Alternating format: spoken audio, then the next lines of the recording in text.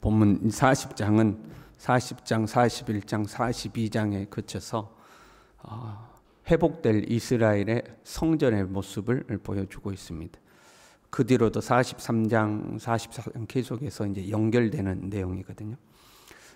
42장까지 특별히 성전의 이곳저곳을 측량하는 내용입니다.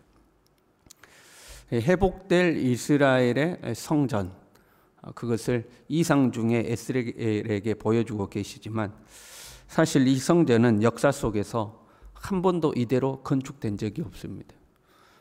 에스겔서에 기록된 대로 건축되지 않았어요. 수룹바벨 성전도 이 에스겔서의 성전 모양으로 건축되지 않았고 헤롯 성전도 똑같이 에스겔서의 성전대로 건축되지 않았습니다. 그러면 이 성전은 언제 지어질 성전인가? 종말에 나타날 성전인가? 그런 사람들이 있어요.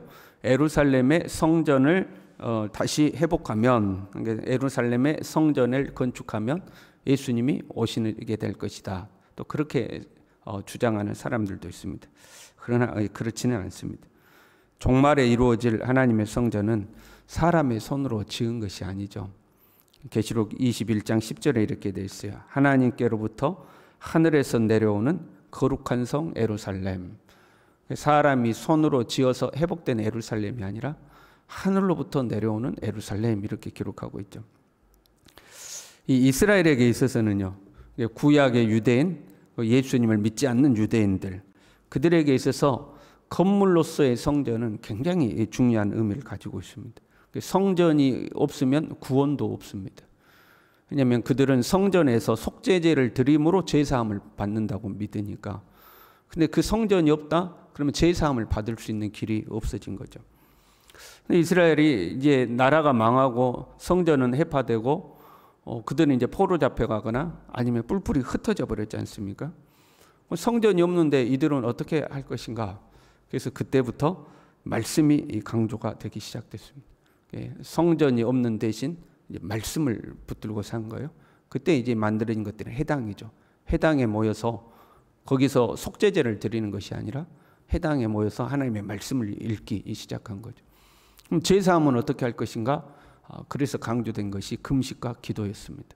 금식과 기도를 통하여 제사함을 받는다고 이제 생각하게 된 거죠. 다니엘도 하루 3번씩 예루살렘을 향하여서 기도했던 걸 이제 보게 되죠. 기도가 아주 강조가 된 거예요. 그럼에도 불구하고 성전은 사람의 손으로 짓는 것이 아니죠. 그토록 중요하게 유대인들에게 있어서는 구원과 연결될 정도로 성전을 중요하게 생각하지만 그 성전은 사람의 손으로 지어지는 것이 아니죠. 종말에 이루어질 성전은 계시록 21장 22절에요. 성 안에 예루살렘 성이 하늘로부터 내려오는데 성 안에 성전을 내가 보지 못하였으니 이는 주 하나님 곧 전능하신 이와 및 어린 양이 그 성전이심이라. 하나님과 어린 양 대신 예수 그리스도 그 자체가 성전이라는.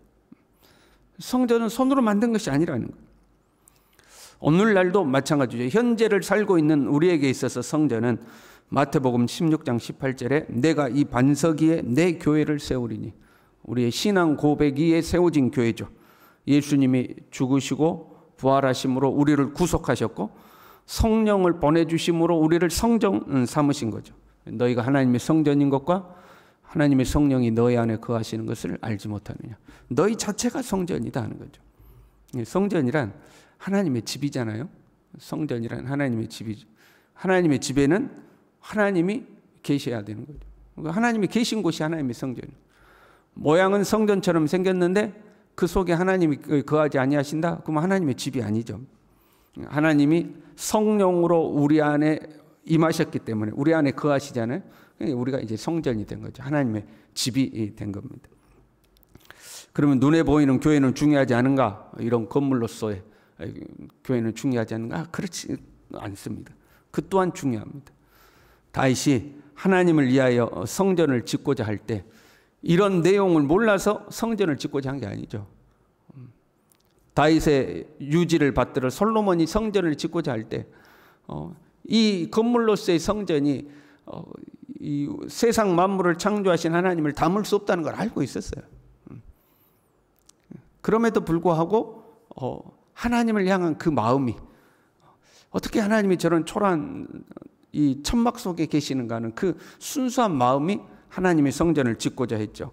그리고 하나님도 그런 다윗의 마음을 인정해 주셨어요. 네가 나를 위하여 내가 거할 집을 건축하겠냐. 그러면서도 다윗을 인정해 준 거예요. 여호와가 너를 위하여 집을 이루고 그 나라를 견고케 하리라 하고 이제 축복해 주셨죠. 어찌되었든 역사 속에서 만들어지지도 않는 성전이고 종말에 이루어질 성전의 모양도 아닌데 하나님은 그러면 에스겔에게 이 환상을 왜 보여주셨을까?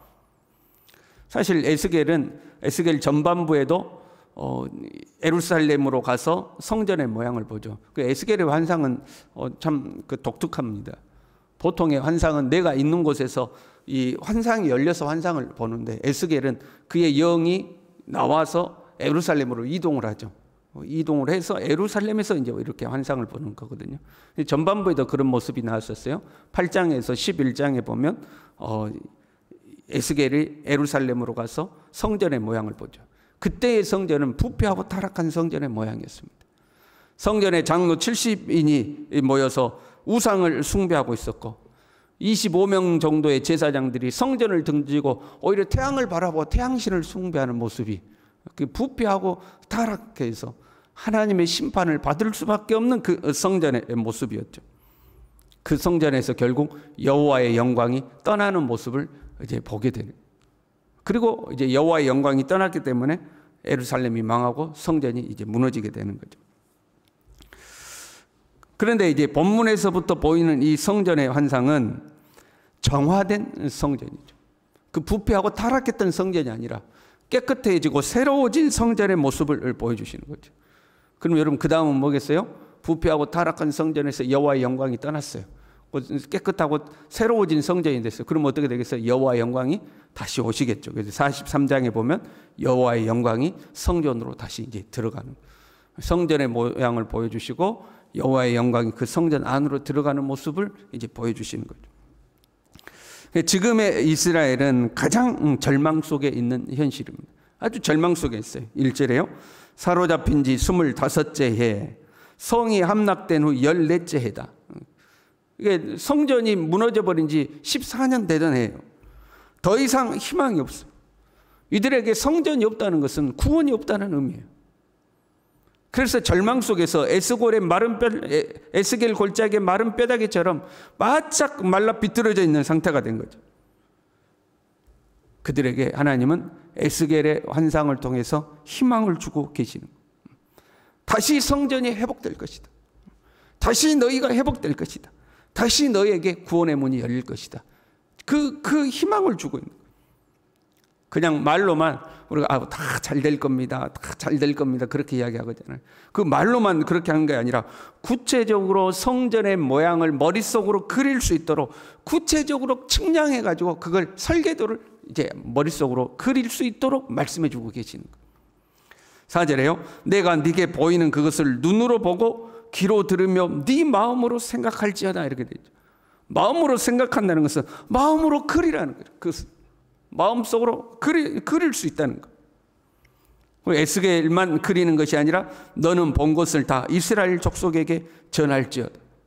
네가 본 것을 이스라엘 족속들에게 전해서 이스라엘 족속들은 그걸 들고 마음으로 그 성전을 그릴 수 있도록, 그리고 그 성전이 회복될 것이라는 희망을 품을 수 있도록 하라 하는 거죠. 가장 절망 중에 있는 이스라엘에게 희망의 모습으로 희망을 품도록 성전의 환상을 보여주고 계시는 거예요. 여러분, 소망을요 마음속으로 그려보는 것은 굉장히 중요합니다. 그냥 단지 이렇게 됐으면 좋겠다 하는 게 아니라 내 마음속으로 내 소망이 이루어지는 것을 그려보는 거죠. 그 현대 심리학 같은 데서도 중요하게 생각하잖아요. 운동선수들도 이미지 트레이닝이라는 것을 하는 거죠.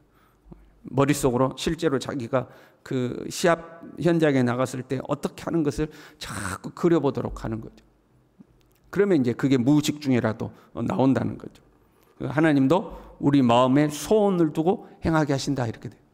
자꾸 소망을 품고 그 소망이 이루어지는 것을 믿음으로 그려나가는 거죠. 이스라엘은 비록 지금 이 땅에 성전은 없지만, 지금은 없어요. 이 땅에 현재는 없어요. 그러나 하나님의 말씀을 의지하여 마음속으로 성전을 그리는 거죠. 그리고 그 성전에서 하나님을 예배하고 찬양하는 소망을 품도록 만드신, 말씀을 듣고 그 말씀대로 성전을 그리고 그 성전에서 하나님을 찬양하고 예배하고 거기에 소망을 품도록 하는 거죠. 성전에서 우상이나 숭배하고 태양신이나 섬기고 온갖 부패하고 타락한 짓을 해서 망했잖아요. 이제는 새로워진 성전으로 돌아오는 거죠. 새로워진 성전으로 돌아오는 거예요. 오라 우리가 여호와께로 돌아가자 한 것처럼 돌아오는 거죠. 여호와께서 우리를 치셨으나 도로 낫게 하실 것이요 우리를 치셨으나 싸매어 주실 것이다. 우리를 다시 회복시키실 것이다. 그 소망을 품도록 하는 거예요. 삶의 고난이 찾아오고 절망이 찾아올 수도 있어요. 여러분 그러나 그 어떤 순간에도 소망을 잃지 않기를 바랍니다. 현재 나의 모습을 품고 소망을 갖는 것이 아니에요.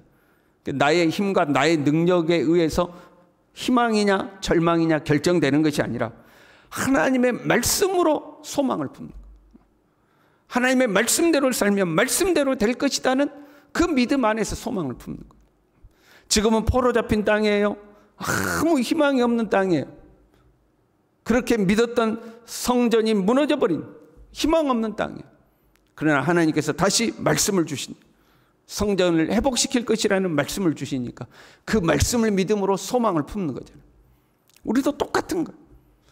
나에게 아무 희망이 없는 그런 어려운 순간이 온다 할지라도 하나님의 말씀을 의지하여서 소망을 품고 희망을 갖는 거죠. 그리고 말씀대로 될 것을 믿고 하루하루 순간순간을 말씀대로 살아가게 되는 거죠. 올 한 해 또 우리의 평생에 이 하나님 말씀 안에서 희망을 가지고 말씀대로 살아가는 저와 여러분 될 수 있기를 바랍니다. 기도하겠습니다. 아버지 하나님,